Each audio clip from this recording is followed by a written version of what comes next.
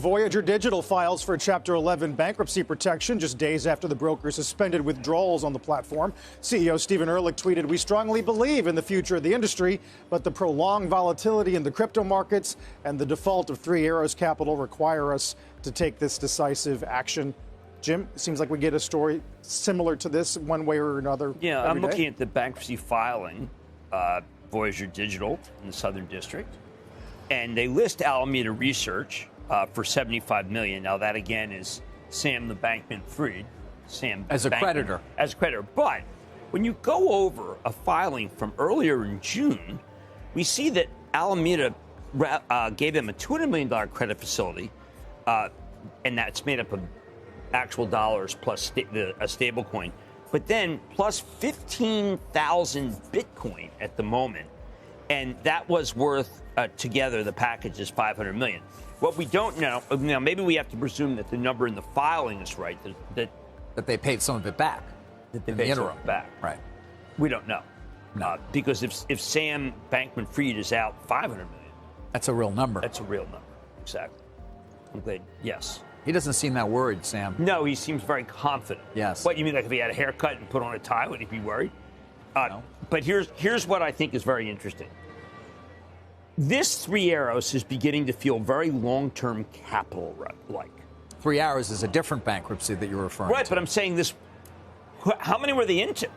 I mean, not that the chairman of the Federal Reserve called all the big houses together at the Federal Reserve in New York, but every time I see Three Arrows again and again and again, and I say to myself, I want to know who else lent Three Arrows money. Let's get this done. Let's get this crypto winter, right? The winter over. But right now, they're propping it at 20,000, praying that others will come in, maybe of the Robinhood ilk, and keep it here. And right now, this 20,000 is really very much Braveheart, David. As a public company, if I was private, the answer is different, but probably not much different. As a public company, my job is I have fiduciary obligations. And would we consider it? I don't know. I mean, nobody's made me one. So I don't, one that at least we would consider that I would take to the board.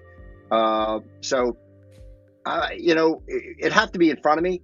But I have a fiduciary obligation to take a real offer that was not in a really super depressed market to the market. But, who knows? I mean, it's a hard question because until someone puts something real in front of you, that you could take the board, you just keep going and grow. I haven't done this before. Again, I built Lightspeed and we got offers come in and we turned a bunch down. And, E-Trade, we were actually the acquirer so many times and it's hard. I think you always listen. You'd be silly not to have your ears open, but it's not something we're actively out there trying to figure out how to do.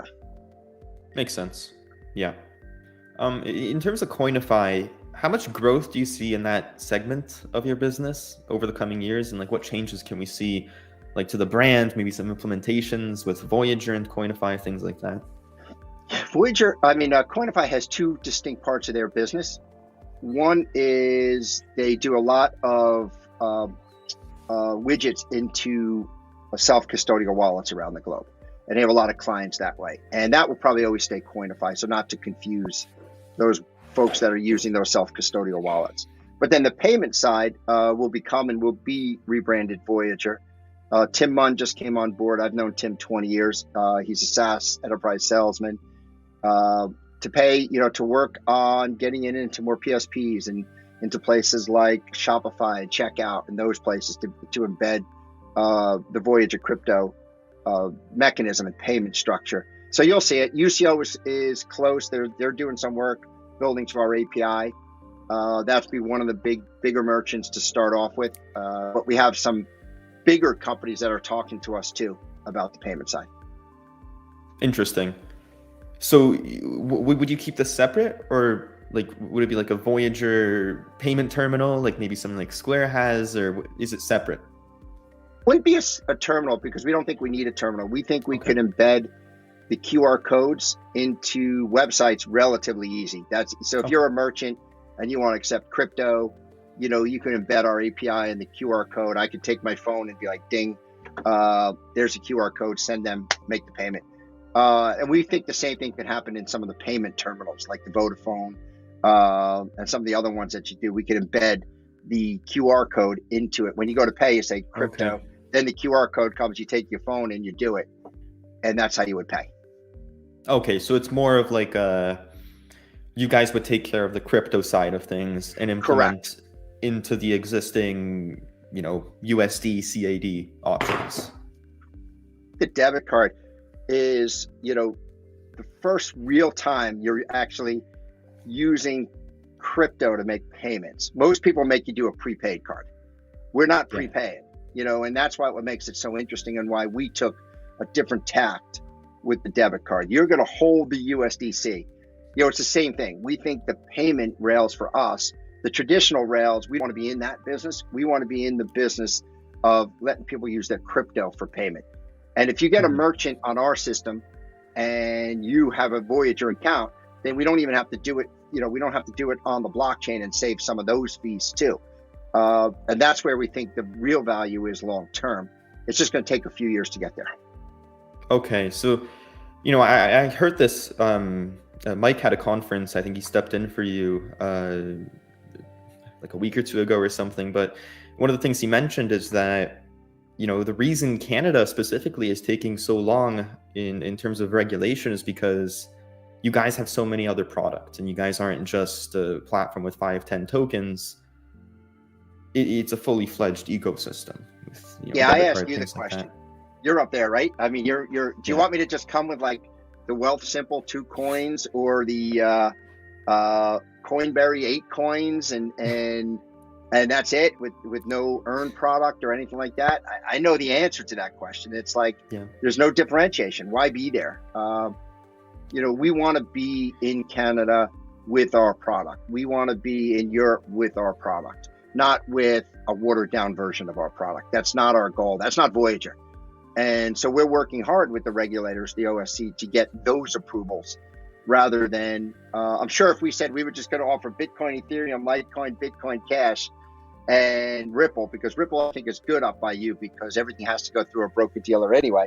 And so, we're going to offer those and hold it all in cold storage. We'd have a license already, but that's not what we're asking for. We're asking for the Voyager product to be in Canada. Yeah, there are so many people who use Wealth Simple specifically, which is like the Robinhood of Canada, who are, really disappointed with the fact that, you can't transfer coins out. It's, there's a lot of room for improvement. So there's a big market here with no doubt. There's, we see the opportunity and we don't want to be like everybody else. It just doesn't serve us and it doesn't serve the consumer. Like, why bring another product to the market that's just like everybody else? It's like if you ever watch the movie Coming to America, the world doesn't need McDowell's when it has McDonald's. It just doesn't need it. So, and I'm not, that's not what we want to bring there. Yeah, I mean, there's yet to be a good platform that has both stocks and crypto. So, once you guys get that, that's a game changer, at least here in my opinion. Yeah, we will.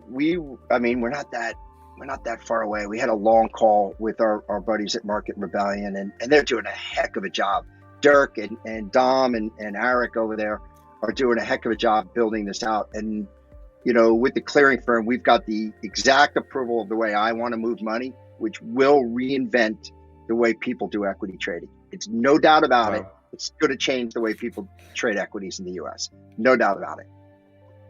Can we expect a lot of the, how do I put this, the features that something like an interactive brokers might have with, earning yield on the stocks that you hold, through something like lending or things like that? That's a longer term solution. I mean, that first for us is get cash accounts up to go trade stocks in U.S. like Apple and Microsoft and Voyager, and get those out there into the marketplace. Then we can expand into margin accounts, into fully paid stock lending, which most people don't even understand.